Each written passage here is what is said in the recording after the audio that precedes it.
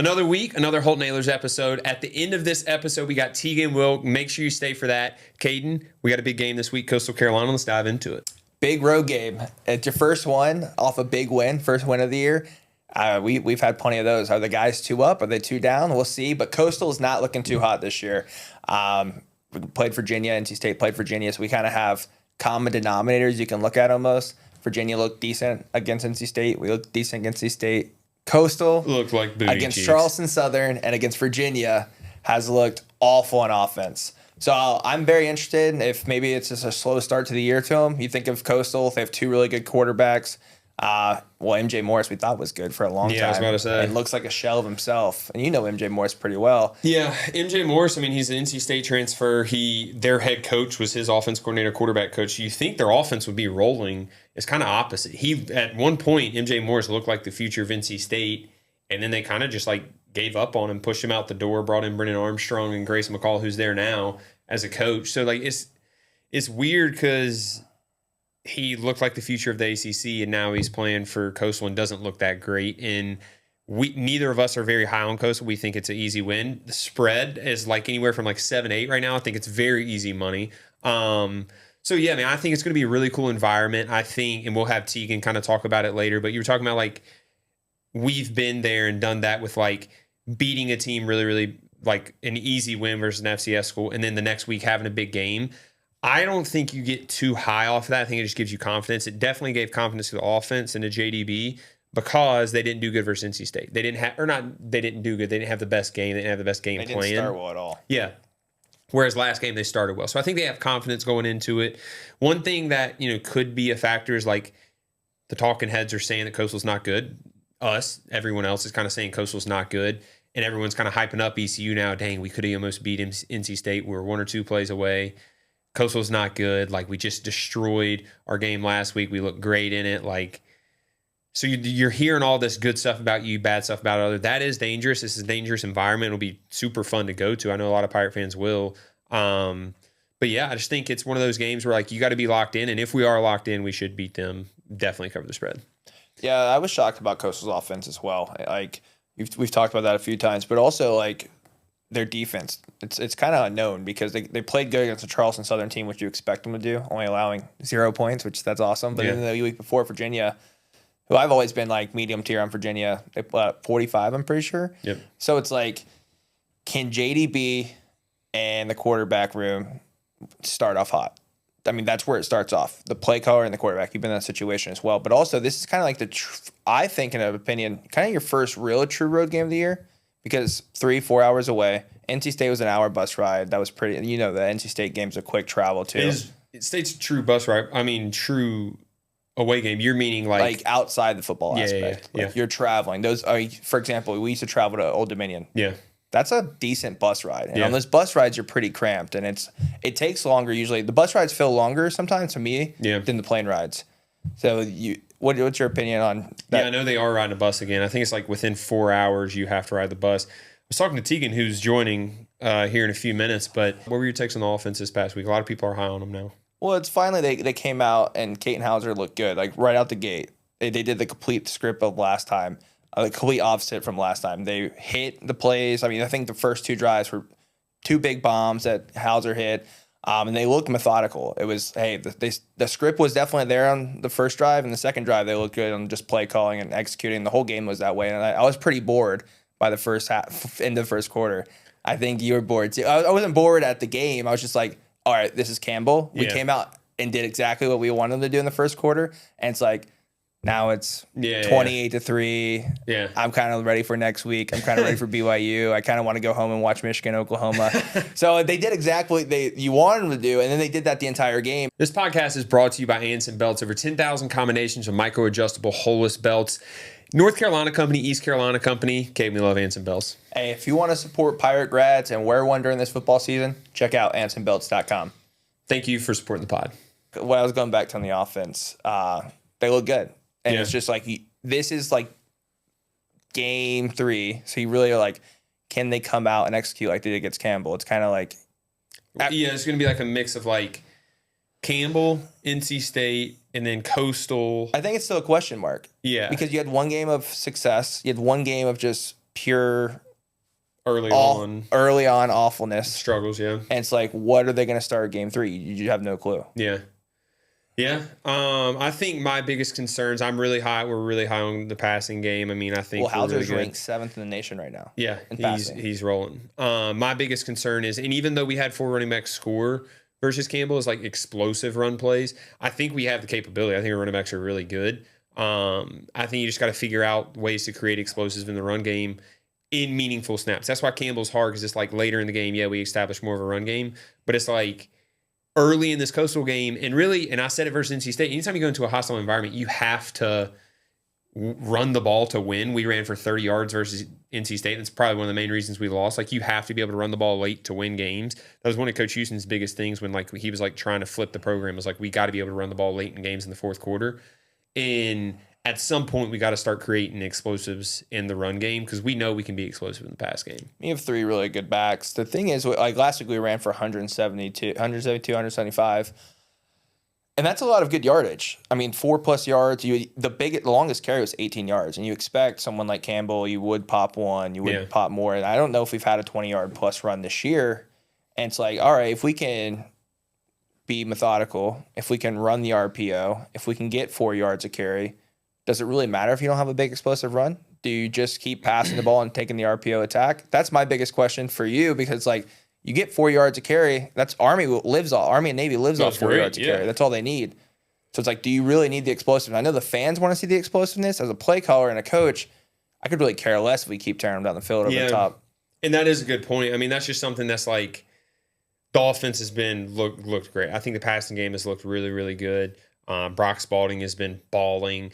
I'm just saying, like, if there's one thing that I can nitpick, it's explosive plays in the run game. Because I do think, is it okay to get 3-4 yards a pop? Yes, but like at some point, BYU, like some team is going to have good pass defense, and maybe not have good, like we're going to face good pass defenses, but maybe Caton's not having a good day. Maybe he's thrown a couple picks and they want to be more protective because we have a 7-point lead or something. Like, you're eventually going to have to create explosive plays in the run game at some point in the season. Can you rely heavily on the pass game? Yeah, absolutely. And you should. We have a really good quarterback. We have really good receivers, but you eventually have to create explosive plays in the run game. That's why the good teams are really, really good, because in the fourth quarter, when you're up, you don't want to be throwing explosive plays. You want to be running. Those are what break teams' backs, are those either quarterback scrambles or explosive runs by the running back. I mean, that's what kills teams in the fourth quarter. I kind of look at those little screen passes we hit all the time. As run plays. That's kind of like a run play. Yeah. I know it counts on the stat sheet as a pass play, but there's a reason I hold a state record for the most completion yards in the state. Self-confidence there. I threw a lot of screen passes. Yeah. So it's like, maybe that's... No, I agree with that. I think a lot of fans have to look at that as well. It's a pass play, yes, but I consider that a lot more as kind of a run it's like extended runs, what they call it. Yeah, exactly. Extended of the run. Campbell threw like 100 screens. They literally just kept throwing screens. I'm like, dog, you got to drop back eventually. Yeah. I mean, I think looking forward, Coastal, hopefully we win. We both think we'll win. We both think we'll cover the spread. That line moved quick. It opened at, I think, 6.5. No, it opened at -4. Oh, my goodness. And, like, I guess whoever has early access and has a lot of money hammered it. Now it's 7.5. Spread for ECU this year's 2-0. What are you talking about? We covered ECU. We covered the state spread if you bet with ECU. Oh, yeah. We covered Campbell. Hopefully 3.5. Covered Coastal. Looking forward past that BYU night game they just announced. That's really, really exciting. How do you feel about that? Well, I was hoping it was a night game. If you got BYU to travel in here and you get them in the daytime, it's like, come on. Like, this is going to be an atmosphere. BYU, they're 2-0. I don't think they're ranked yet, but regardless, they're going to bring a good crowd. They always bring a good crowd. And I think this could be a staple win. Now, BYU, I think, is better than NC State. Yeah. I truly do. They have the way better defensive line. That scares me on the run game. Mm-hmm. What I'm interested in is our defense. I mean, how do you handle, a power 4 offense? Again, you showed already, like, hey, we played good ball. I mean, you have a freshman quarterback. You can really get, as a coach, you want to get to a freshman quarterback's head pretty early. I'm excited about that, and just really seeing, like, how can we compete at home? That crowd, that stadium, it's not sold out yet. Should be. But I think as we're getting there, I think it has a good chance to sell out. It's going to be an atmosphere like we haven't seen in a long time. Maybe like one of those Cincinnati games you played. Yeah. I'm trying to think UCF when they came in top 10 team. Yeah. I think it's going to be one of those intense atmospheres. And especially it's going to show a lot off how they play against Coastal. They go out and dominate Coastal. I think you got a lot of excited people in Greenville. Yeah, I agree. It relies heavy on the Coastal game because if you do have momentum going that, if you win that BYU game, then you're sitting at 3-1 if you win the Coastal game as well, and you're like, okay, we were 2 plays away from beating NC State. We could be 4-0 going into conference play. Then it's a totally different mindset of going 3-1, 2 plays away from being 4-0. So like, and I don't think earlier in the season during our preview pod, like we talked about Memphis, we talked about Tulane. Like I don't think they look that great. They don't look in the past. Like the American has always had like 1 or 2 teams that seemed like they were like the dogs of the conference. Like and you knew almost going into the year, like the previous year, like when Cincinnati they went on their run, then UCF went on their run, then Tulane went on a mini run, and UCF's gone, Cincinnati's gone. Tulane is going to be good. They're probably going to be the best team in the conference that we play, but they don't look like they're the Cincinnati and UCFs like back in the day where they were going to be undefeated when you play them or unbeatable, like have a top 10 defense, top 10 offense. Like it doesn't look like that type of team. Hey, it's lunchtime, and what's better at lunchtime than a Jersey Mike sub? That's right, nothing. If you want a sub, check out one of your Eastern North Carolina, Greenville locations and support Jersey Mike's. Giant sub. Be an American, get the giant. I know, look, and get it from the grill too, Caden. Big Kahuna, that's my favorite. Jersey Mike sub, a sub above. I thought Army might be a dog this year. They Kansas lost State. to Tarleton State. I think everyone got low on them really quick. Then you beat Kansas State. And then Navy looked really good week 1.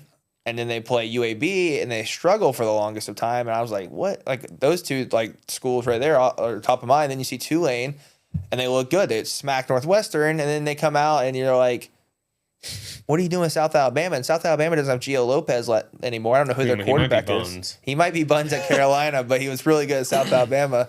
So I think, it's a conference you don't know whether you're going to get into. So it's really, I think, building that confidence from Coastal, stacking it against BYU. Again, I don't know if we're going to win the game, but if we're competitive, I think it looks really well for us. But the question is for you is like, how much an advantage do you think BYU has in game prep with a bye week? With a bye week, I don't think it does early on. I think we have the advantage. I think if it was later in the season, it would help them out a lot more. With like injuries and yeah, but like having a bye week, what is it, week 3? Week 3, yeah. They have a bye week 3. That's not good. It's going to help with travel. They'll probably travel here a day earlier. And they are going to prep, and they will prep. Like they'll have a week of prep on us, but I don't really think they've played a good football team yet. No, I don't think they have. Week either. 1 was an FCS school. And Stanford. And Stanford lost to Terrible. Hawaii. And Hawaii's nothing to write home about. So I don't think they've really seen a true competitive opponent yet. Yeah, I think the travel will affect them, and travel affects everyone. I played in the NFL when we traveled with Seattle. Like that does affect you. And then we actually played at BYU. So BYU's a hard team to beat, especially there. Like that environment's sick. We need to make our environment hard to win here versus BYU because BYU is going to have huge guys up front defensively and offensively, and they're going to have really good skill players. And it seems like their quarterback's good. I haven't really watched them enough as much as you have, but I do think that is a massive game for us. I think you look at our schedule and our conference, like we can very easily win every single game we play in our conference. We're like, if you win this BYU, if you win these next 2 games, like you have a chance to make some noise down the road if you just keep stacking wins versus the team you're supposed to beat. Question. Going back to Coastal, people are in back here. You guys are jumping too early. You guys are jumping. What would be your game time strategy as a fan to attack that unlimited concession stand? Oh, great question. Great question. Shout out to Coastal's AD, by the way. Unlimited concessions. And then did you see that they let a fan who attended every single Coastal sporting event for a week lead the team out the tunnel? That guy, the banana guy, I think attended 19 straight games. Yeah, 19 games in 1 week. But shout out to their AD for being like innovative. I think schools like that, and even ECU, like you need to be different. You need to make yourself different. It looks good for recruits, looks good for fans, gets media's attention. Like we know about it. We don't follow Coastal on a daily basis, so I think that's huge. Well, thinking about even other schools who are different, what is it? Middle Tennessee State. Yeah, they got rid of all their like alternate uniforms. Did you receive that? No. They got rid of all their alternate uniforms to State. I think it saved like $500, $400 $1,000. Oh yeah, I did see that. And then they gave like every like position unit to go out and earn their own NIL. Oh, I didn't see that. And like their kickers did like an amazing job. Now, obviously, Middle Tennessee doesn't look that good this year, but I think the recruiting class was 3rd in the Conference USA last year, just because just building, being different, being innovative. I think that's a big thing in power. I mean, the G5 is just be innovative, be different. How can I get national attention and the right spotlights, of course, Yeah, but yeah. like, how can I like show those young kids? How can I show transfers like, oh, ECU is cool. Kind of like when we grew up and you saw Boise. Yeah. I mean, we grew up. Boise was always cool. awesome. Boise's great. So I know we went sideways there, but Well, no, based off that, I remember the other day conversation, I was like, ECU needs to be like the Oregon of G5 where you just have a bunch of different uniform combos. Because anyone you talk to who like anywhere you see anyone ECU, they're like, oh, y'all got cool jerseys, y'all got cool colors. I play with you on NCAA. So we'll talk about this more next week. We have Teagan Wilk on. Teagan, welcome to the show. What's up, brother? What's up? Thanks for having me. Yeet. How do you feel about the season so far? I feel like everyone going into the season, we've talked about it, even some on the podcast, talked about the offense. And even, we talked, during camp that the offense looked really good. The defense has been balling, dude. Y'all have been crushing it. Like, what has been the mindset going into these first few games for you guys?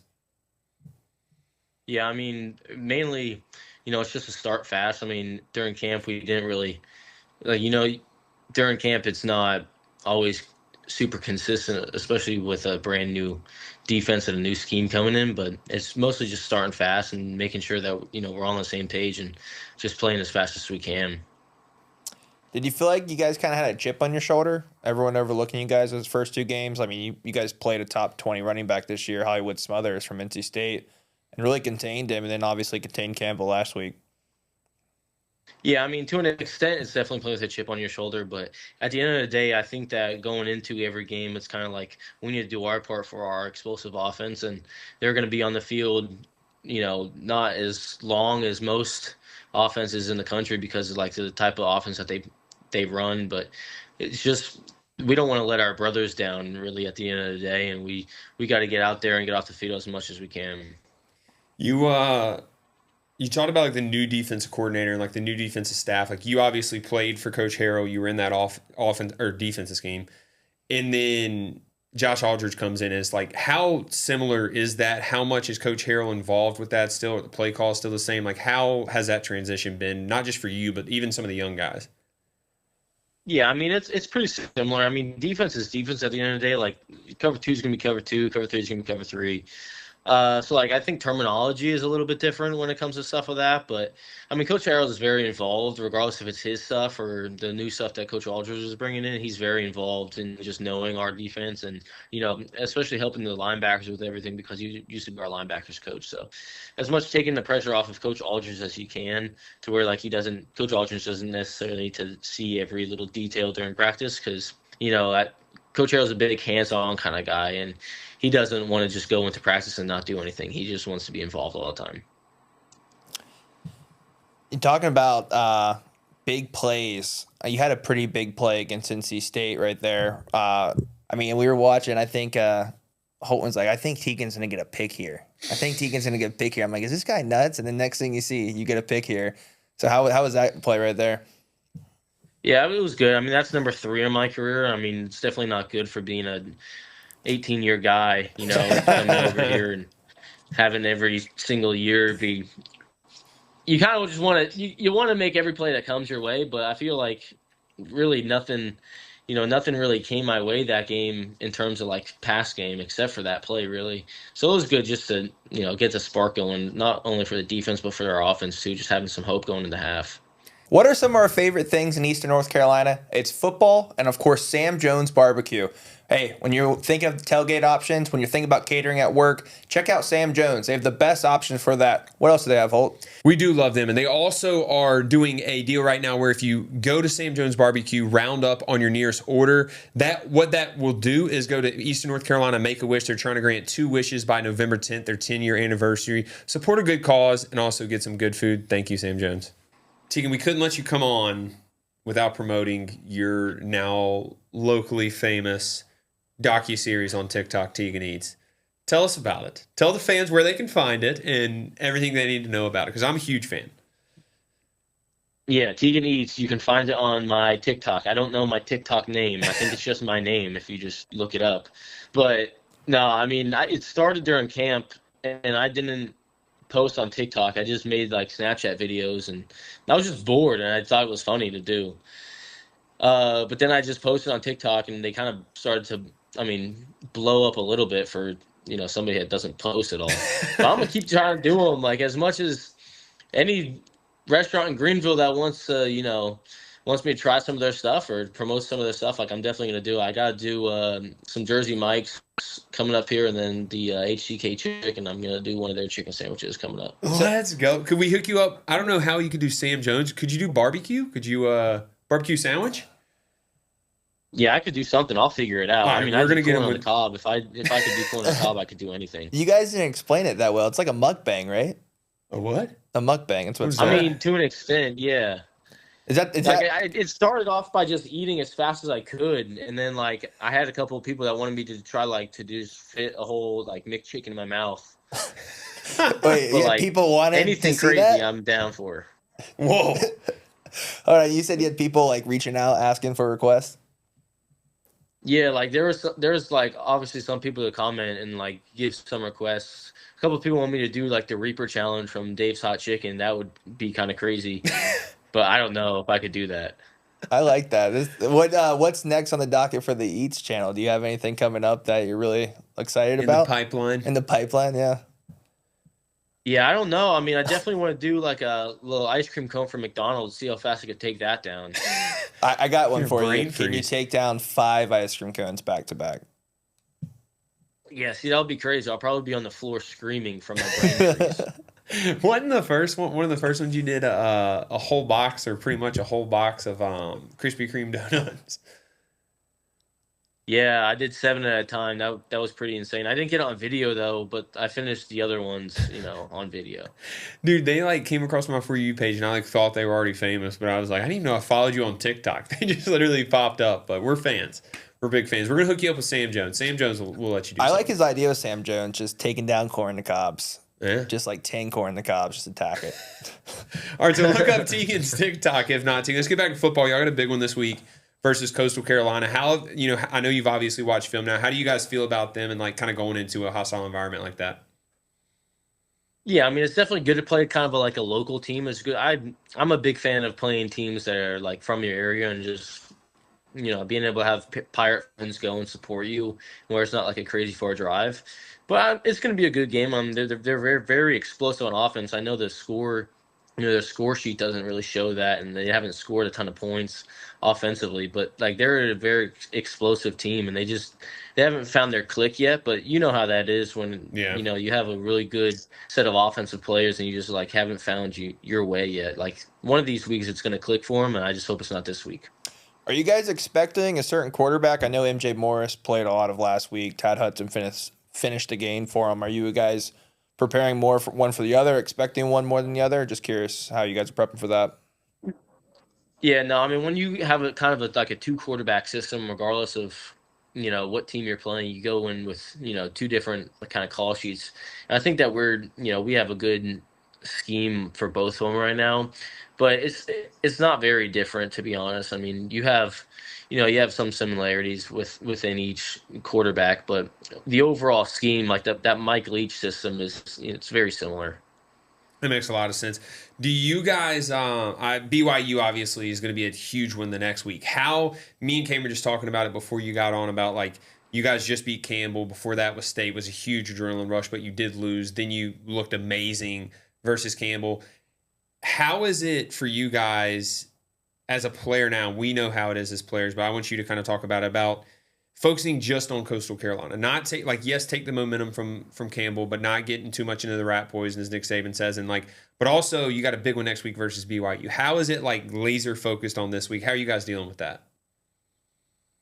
Yeah, I think the biggest thing that we're trying to do is just get in the win column again. Like it's hard to come back from a real dominant victory and kind of thinking that you don't have any negatives in your game when you have like a blowout win. But I think the biggest thing that we're doing right now is just focusing on us and focusing on starting fast and just focusing on our details itself. Back to the food, Teagan. I'm going to take it back there from the game. Coastal Carolina, of course, has unlimited concessions. How would you attack that on Teagan Eats?